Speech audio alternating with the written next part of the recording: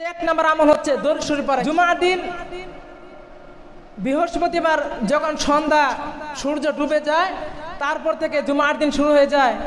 রাসূলুল্লাহ সাল্লাল্লাহু আলাইহি ওয়াসাল্লাম বলেন, যখন তোমরা আমি নবীর উপর দরুদ শরীফ পড়ো, আল্লাহ তাআলার এক ধরনের ফেরেশতা আছে যারা তোমাদের দরুদগুলোকে আমি নবীর নিয়ে যায় এবং নিয়ে যাবার বলে, ইয়া রাসূলুল্লাহ, অমুক দেশের অমুক জেলার অমুক থানার অমুক ইউনিয়নের অমুক সেল অমুক আপনার উপর দরুদ পাঠাইছে, রাসূল আপনি দরুদ গ্রহণ করুন। বলে সুবহানাল্লাহ। রাসূলুল্লাহ বলেছেন, তোমরা জুমার দিনে বেশি বেশি দরুদ পড়বে। যারা বড় দরুদ পান তারা পড়বেন, যারা পান না সংক্ষিপ্ত দরুদ আছে সাল্লাল্লাহু আলাইহি ওয়াসাল্লাম, আপনারা এই সংক্ষিপ্ত দরুদটি বেশি বেশি পড়বেন। এরপরে জুমার দিনের যে গুরুত্বপূর্ণ আমল সেটি হচ্ছে জুমার দিনে ফজর নামাজ জামাতের সাথে পড়া। সুবহানাল্লাহ। আল্লাহ রাসূল সাল্লাল্লাহু আলাইহি ওয়াসাল্লাম হাদিসের মধ্যে উল্লেখ করে বলেছেন, আফদালুস সালাওয়াতি ইনদাল্লাহি সালাতুল ফাজরি ইয়াউমাল জুমআতি মাআল জুমআ। সুবহানাল্লাহ। আল্লাহ রাসূল বলেন, জুমার দিনে ফজরের নামাজ পুরুষরা মসজিদে গিয়ে জামাতের সাথে পড়া, এই নামাজটি হচ্ছে আল্লাহর কাছে সর্বোত্তম নামাজ। বলি সুবহানাল্লাহ।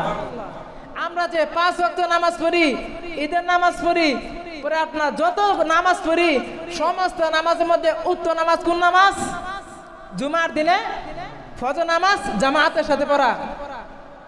আল্লাহ রাসূলের জামানায় ফজর নামাজের দৃশ্য যেমন হয়েছে, জুমার নামাজের দৃশ্য এমন হয়েছে।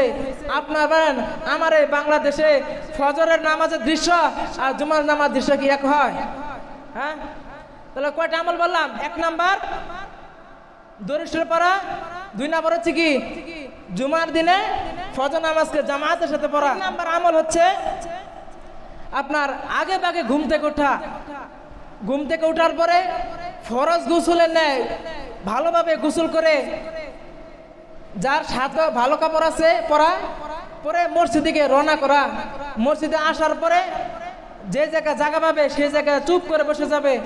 আল্লাহ রাসূল বলেন, যে ব্যক্তি আগে ভাগে ঘুম থেকে উঠে ভালোভাবে গোসল করে পায়ে হেঁটে মসজিদে এসে বসে যা শুনে এবং চুপ করে শুনে কোনো অনর্থক কাজ করে না, আল্লাহ রাব্বুল আলামিন তার আমলনামায় এই পরিমাণ সওয়াব দেয়, আপনারা অবাক হয়ে যাবেন। 1 বছর নফল রোজা, 1 বছর দাঁড়িয়ে দিয়ে সারা রাত নামাজ পড়ার যে সওয়াব আল্লাহ তাআলা তার প্রত্যেক কদমে কদমে দিয়ে থাকেন। বলি সুবহানাল্লাহ।